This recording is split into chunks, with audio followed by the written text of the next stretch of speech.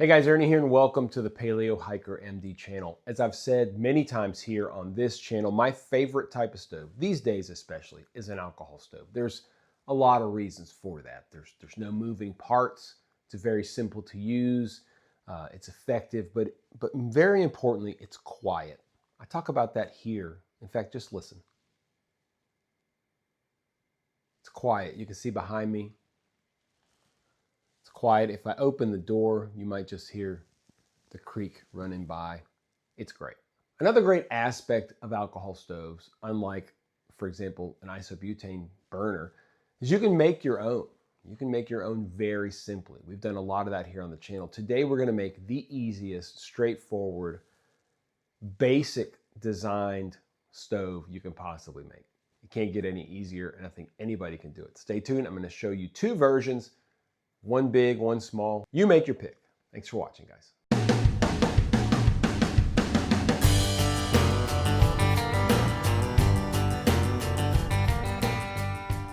We've made several types of alcohol stoves here on the channel. Some of them have been very involved. You need to get aluminum cans, cut them, mark them, measure, do all that stuff. It's going to take you less than 5 minutes to make two different stoves today. All you need is the container and a little bit of carbon felt. Super simple. Let me show you what we got.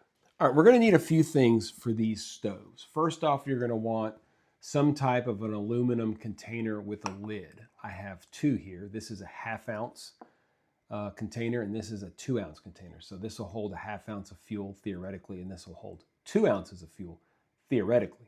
You can get these on Amazon for cheap. We'll talk costs a little bit later. Basically, we're looking at 15 milliliters of fuel in the small one and 60 milliliters of fuel in the bigger one. You're also going to want to get some carbon felt. And what you're going to want to do is basically fill these with carbon felt. We'll start with the little one. We can pull these out. This is just layers of carbon felt, okay? So you can use the stove just like this. You don't have to put carbon felt inside of it. What I did was put several layers. And one of the things that I have done and I'm going to do now, or I should have done, was I had this completely full.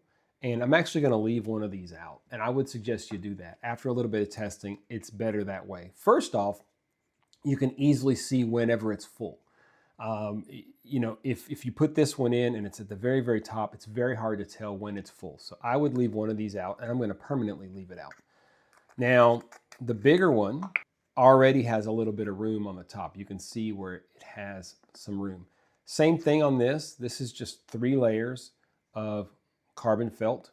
Okay, it's nice, thick carbon felt, and you slide it right in there. I can still feel and smell a little bit of a fuel at the bottom there. And that's it, guys. I mean, that is literally it.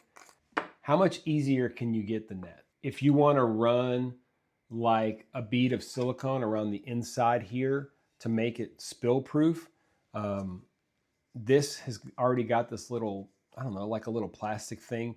It doesn't really stop it from being spill proof completely. It's supposed to, but it doesn't. And this will probably wear down some with fuel over time. I personally don't even worry about storing fuel in it. That's just me. This larger stove is great for like 1 ounce or even 2 ounces. I mean, I wouldn't probably fill it completely full. If you fill these things completely full, be ready because they can spill at the very beginning just a little bit when they get hot.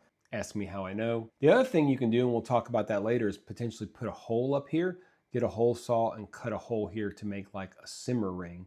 That would be pretty cool. I mean, I really don't know how much simpler you can be. We'll talk cost, but I bought a 6-pack of these. So I have plenty of extras. I bought a 4-pack of these very cheaply. Let me show you both of the stoves in action.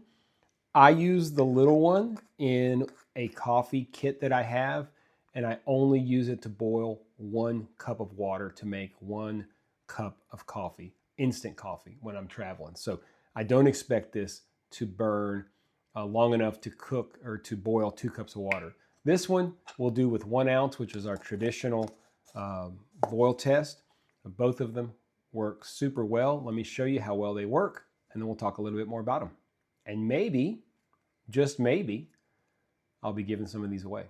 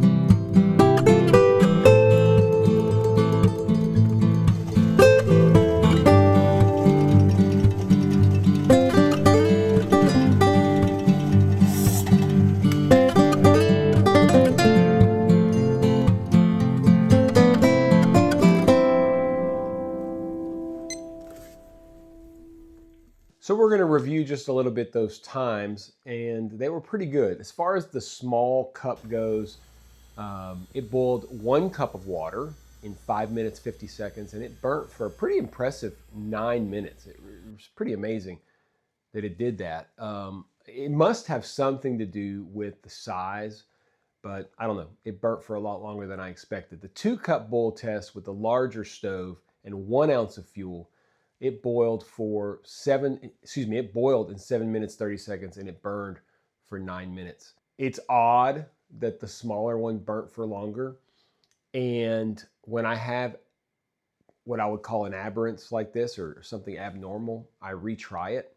And I did. And I will say the first time that I did it, I overfilled it. It only holds half an ounce of fuel, right? And the carbon fiber is really smushed in there pretty good. I overfilled it just a little bit the first time and it spilled over. Not a lot.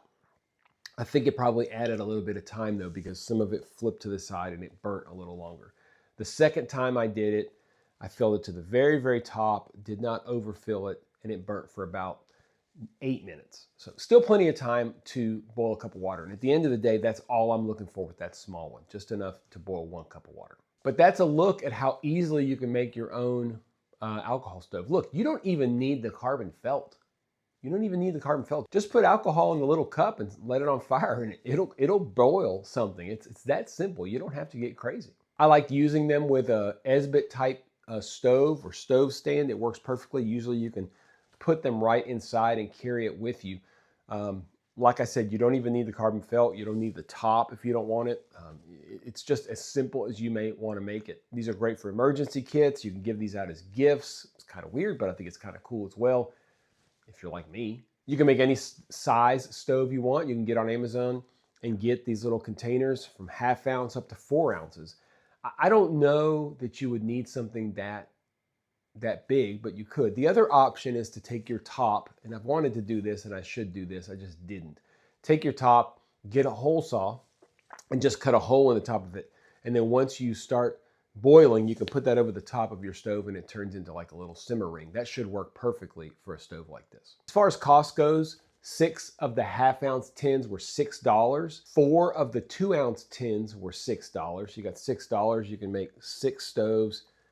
$6, you can make 4 stoves. Then you need some carbon felt. 2 11 by 14 inch sheets that are all 5 millimeters thick cost about $8. Not a lot. Don't go to Home Depot and buy it. You can buy it there. It's going to cost you a lot more. This is a place where Amazon reigns supreme. Yes, you have to buy in bulk, but look, buy yourself 6 of the small ones, 4 of the bigger ones. Plenty of carbon felt to do it. Give them away to friends. They're going to love you for it.